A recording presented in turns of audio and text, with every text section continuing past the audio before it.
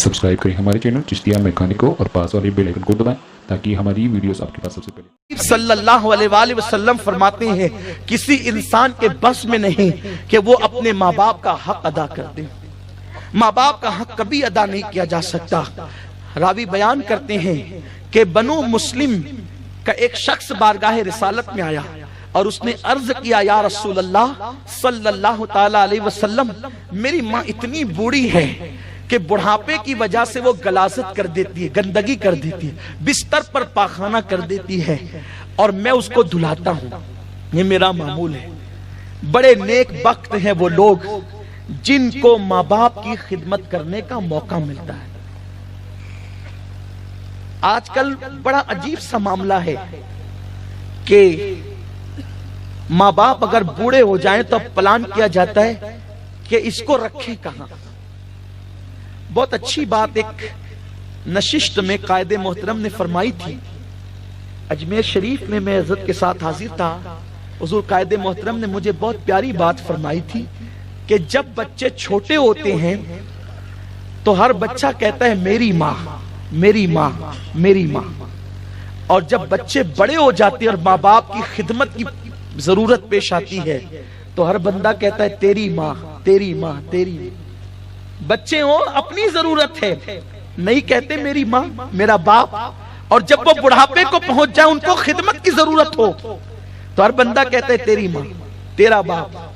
बारियां मुकर्रर करते हैं। जन्नत भी मुंतकिल होती है किसी के घर। जो माँ बाप की अजमत को पहचान ले, खुदा की कसम माँ बाप से बड़ा मुर्शिद रुए जमीन पर कोई नहीं। माँ बाप से बड़ा मुर्शिद रुए जमीन पर कौन हो सकता है? इसलिए कि जिसकी दुआ से खुदा मिल जाए उसकी दुआ से क्या नहीं मिल सकता। जिसकी दुआ से तकदीरें बदल जाए वो माँ है। उस दुआ के अंदर कोई रियाकारी नहीं, कोई दिखावा नहीं। हम कहां कहां ढूंढते फिरते हैं दुआ के लिए, वो दुआ कर दे, वो दुआ कर दे, वो सबकी दुआ की अहमियत अपनी जगह। हुजूर फरमाते माँ बाप की दुआ तो कभी रद्द ही नहीं होगी। और जितने भी बड़े बड़ों को आप देखेंगे, कितना भी कोई बड़ा हो, आप उसकी जिंदगी पेश कीजिए, आपको उसके पीछे माँ की दुआ जरूर मिलेगी। हमारे नबी को किसी की दुआ की जरूरत नहीं है। हमारे नबी को किसी की दुआ की जरूरत नहीं है। उन पर खुदा खुद दुरूद भेजता है।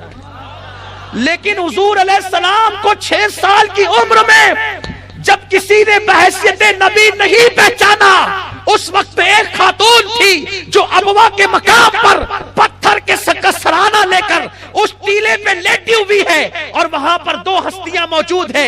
एक तो दाईं तरफ हजरते आमिना खातून की कनीज है और बाईं तरफ 6 साल का नन्हा सा पैगंबर मोहम्मदुर रसूलुल्लाह अल्लाह का महबूब है। अभी किसी को पता नहीं कि ये महबूब खुदा है। उस वक्त आमिना आखिरी हिचकी लेते लेते ये फरमा रही है, हर नई चीज पुरानी हो जाएगी, हर नई चीज पुरानी हो जाएगी, हर नए कपड़े फट जाएंगे, हर उरूज को सवाल होगा, हर दुनिया भी फना हो जाएगी, लेकिन मैंने ऐसे बेटे को जन्म दिया है जिसकी वजह से क़यामत तक मेरा नाम जिंदा रहेगा। हजरत आमिना ये दुआ देते देते दुनिया से गई।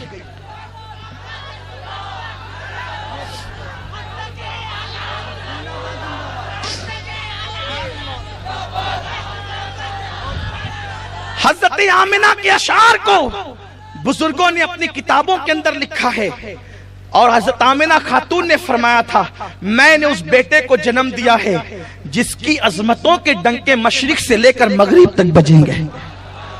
ये 6 साल की उम्र में आमिना खातून फरमा रही है। हजरत आमिना खातून का कहना यह है, आप किसी को भी देख ले, गौसे पाक को देख ले, गरीब नवाज को देख ले, मखदूम माहिमी को देख ले, बायजीद बुस्तामी को देख ले, जुनैद बगदादी को देख ले, बिश्र हाफी को देख ले, शाह अबुल हुसैन नूरी को देख ले। इसी तरीके से आप कितने बुजुर्गों का नाम लिया जाए, सारे बुजुर्गों के पीछे अगर उनकी शख्सियत की तामीर में, शख्सियत साजी में किसी का किरदार है तो वो माँ की दुआ का किरदार। میرے پیارے آقا صلی اللہ علیہ وسلم کے پیارے دیوانوں، تو عرض یہ کر رہا تھا کہ ہم بہت سب کی دعائیں لینے کی بات کرتے ہیں، لیکن ماں باپ کی دعا کے حوالے سے ہم بہت پیچھے ہیں۔ اور ایک بات یہ بھی آپ سے عرض کروں، ایک ہے دعا کروانا اور ایک ہے دعا لینا۔ جو دعا کروائی جاتی ہے اس میں بھی اثر ہے، لیکن اتنا نہیں۔ ایک جو کروائی جاتی وہ بے حجاب سیدھے جاتی ہے، اس کے لیے کوئی حجاب نہیں۔ ایک دعا کروائی جاتی ہے وہ بھی اثر ہے۔ ایک دعا لی جاتی ہے، ایک دعا لینا۔ لینے کا مطلب کیا؟ آپ کسی کو کہیں میرے لیے دعا کریں، دعا کروانا ہوا۔ ایک ہوا دعا لینا، آپ ایسا کام کر دیں کہ وہ خوش ہو کر خود سے دعا دیں۔ یہ دعا کی جو تاثیر ہے اس کو آپ نے بار بار سنا ہوگا کہ حضرت مخدوم ماہمی پانی لانے کے لیے گئے اور ماں سو گئی، کٹورا لے کر پوری رات کھڑے رہے۔ ماں کے دل سے دعا نکلی، تو نے میری خدمت کی، اللہ تجھے مخدوم بنا دے۔ سارے مخدوم جسے مخدوم کہتے ہیں وہ مخدوم ہے، حضرت سیدنا مخدوم ماہمی رحمت اللہ علیہ۔ کیا زندگی ہے! تو جب ماں باپ کی خدمت کی بات آتی ہے تو لوگ سوچتے ہیں چلو نوکر کو لگا دیں، کچھ پیسے دے کر اس سے خدمت کروا لیں، کسی اور کو لگا دے، کسی اور کو لگا دے۔ یاد رکھیں یہ بوجھ نہیں ہے جو ماں باپ کو نکالنے۔ اب تو ہندوستان میں بھی بہت سارے ایسے ٹرسٹ پلان بنا رہے ہیں کہ اولڈ ہاؤس اب بننے چاہیے، بوڑھے گھر اب بننے چاہیے تاکہ ماں باپ کو اس میں منتقل کریں۔ بڑی کم نصیبی ان لوگوں کی اپنے گھر سے جو جنت کو نکال دی۔ جو جنت نظر نہیں آتی اس کی تلاش میں ہے، جو جنت گھر میں موجود ہے اس کو گھر سے باہر نکالنے کی فکر ہے۔ اس سے بڑھ کر بھی فکر کا بودا پن اور کیا ہوگا۔ جس جنت کے حوالے سے آقا نے فرمایا ماں باپ تیری جنت بھی ہے تیری جہنم بھی ہے، خوش کر لے تو جنت ہے، ناراض کر لے تو تیری جہنم ہے۔ تو جب ہم بچے ہوتے ہیں ماں باپ ہماری گندگی سے کبھی نہیں اکتاتے، ہماری بدبو سے کبھی نہیں اکتاتے۔ ماں ہاتھ سے صاف کرتی، گیلے میں خود سوتی ہے، سوکھے میں ہمیں سلاتی ہے، دھلاتی ہے، نہلاتی ہے۔ ناک بہ رہی ہوتی ہے تو بارہا یہ دیکھا گیا، مشاہدہ ہے کہ جس بہتی ہوئی ناک کو دیکھ کے سب نفرت کریں، باپ دیکھتا ہے تو ہاتھ سے پونچھ لیتا ہے۔ آپ کے ساتھ بھی ہوا ہوگا، یہ آپ دیکھتے رہتے ہیں، روزانہ کا مشاہدہ ہے۔ اس کو کبھی گندگی محسوس نہیں ہوتی کیونکہ پیار جو ہے۔ لیکن جب ماں باپ اس منزل پر پہنچتے ہیں کہ اب وہ غلاظت کرتے ہیں، اب وہ گندگی کرتے ہیں، تو ان کو گھر سے نکالنے کا پلان کیا جاتا۔ میں نے تو کچھ ایسے بھی کم نصیب اولاد کو دیکھا ہے جو ہمارے پاس آ کے کہتے دعا کرو کہ ہمارے والدین جلدی سے رخصت ہو جائیں۔ بہت بوڑھے ہو چکے، بہت محنت کر چکے، پورے گھر والے اکتا گئے، دعا کریں کہ جلدی سے رخصت ہو جائے۔ کس کے لیے آپ یہ بات کرتے ہیں؟ آپ ذرا سوچیں تو صحیح۔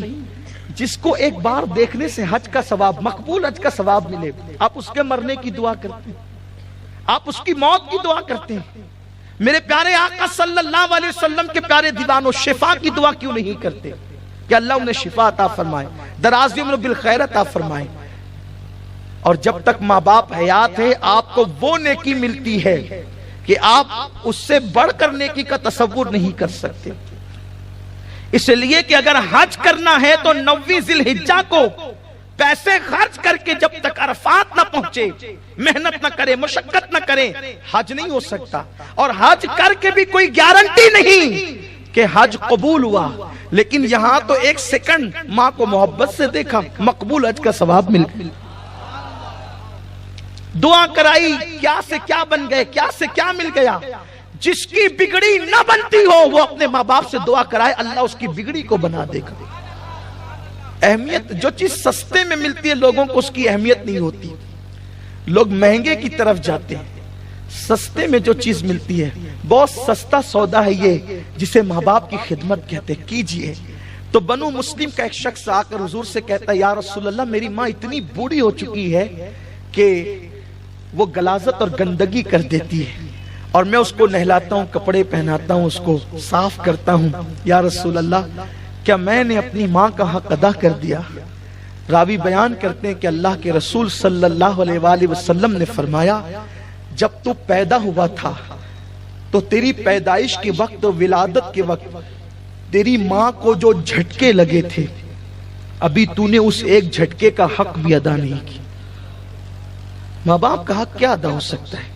ماں باپ کا احسان کا شکرانہ کیا ادا ہو سکتا ہے؟ ایک صحابی بارگاہ رسالت میں عرض کیا، یا رسول اللہ صلی اللہ تعالی علیہ وسلم، میرے ماں باپ دنیا سے رخصت ہو گئے، اب میں ان کے ساتھ حسن سلوک کیسے کر سکتا ہوں، کیا کروں؟ آقا فرماتے ہیں اگر تیرے ماں باپ کے رشتہ دار جس سے وہ محبت کرتے تھے، یا تیرے ماں باپ کے دوست جس سے وہ محبت کرتے تھے، ان کی خدمت کر، اس لیے کہ وہ تیرے ماں باپ کے دوست تھے۔ حضرت عبداللہ ابن عمر ایک سفر میں تھے، دیکھا کہ سامنے سے ایک دیہاتی آ رہا ہے۔ عبداللہ ابن عمر ایک بہترین سواری پر سوار تھے، حضرت عمر ابن خطاب کے صاحبزادے عبداللہ ابن عمر بہترین سواری پر ہیں، بہترین لباس پہنے ہوئے ہیں۔ ایک دیہاتی آ رہا ہے، اس کو دیکھ کر عبداللہ ابن عمر نیچے اتر گئے۔ دیہاتی کو دیکھ کر، عام طور پر دیہاتیوں کا اس وقت کوئی بہت زیادہ اعزاز و اکرام نہیں ہوتا تھا، دیہاتی لوگ بھولے بھالے ہوتے تھے اور ان کا اپنا انداز ہوتا تھا۔ آج بھی دیہات سے لوگ آئیں تو ان کا انداز کیا ہوتا ہے؟ نہ وہ زیادہ پڑھے لکھے رہتے ہیں، نہ وہ زیادہ تہذیب جانتے ہیں، نہ ان کو بہت کچھ آتا جاتا ہے۔ عبداللہ ابن عمر جیسا صحابی جو فقہاء کے اندر جن کا شمار ہوتا تھا، مفتیوں کے اندر، صحابہ میں جو مفتی تھے ان کے اندر، اہل علم میں ان کا شمار ہوتا تھا، دیہاتی کو دیکھ کر کے نیچے اتر گئے اور کہا کہ چچا جان یہ سواری آپ لے لیں۔ وہ سواری دے دیا، وہ دیہاتی خوش ہو گیا۔ سر پہ قیمتی امامہ بندھا تھا، وہ امامہ بھی اتار کر کے فرمائیے امامہ بھی آپ لے لیں، اور اس کے بعد رخصت ہو گئے۔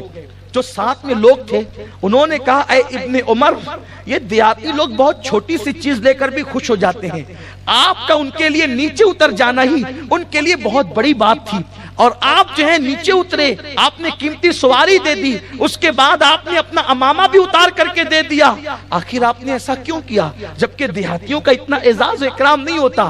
عبداللہ ابن عمر نے فرمایا کہ میں نے رسول اللہ صلی اللہ علیہ وسلم سے سنا ہے کہ تمہارے والدین اگر دنیا سے کوچ کر جائیں اور ان کے ساتھ حسن سلوک کرنا ہو اور ان کو خوش کرنا ہو تو جو ان کے دوست ہیں ان کی خدمت کیا کرو۔ یہ جو دیہاتی ہے میں نے اپنی آنکھوں سے دیکھا، میرے والد حضرت عمر ابن خطاب کا دوست تھا اور حضرت عمر اس کا بڑا اکرام کرتے تھے، تو مجھے حضور کی وہ حدیث یاد آ گئی، اگر قبروں میں ماں باپ کو خوش کرنا ہے ان کے دوستوں کی خدمت کیا کرو۔ میں نے سواری بھی دے دیا، امامہ بھی دے دیا، میرے والد تو دنیا سے چلے گئے، ان کی خدمت نہیں کر سکتا، ان کے دوستوں کو خوش کر کے قبر میں ان کے دل کو ٹھنڈک پہنچانا چاہتا ہوں۔ یعنی اسلام ماں باپ کے دوستوں کے ساتھ بھی حسن سلوک کی تعلیم دیتا ہے۔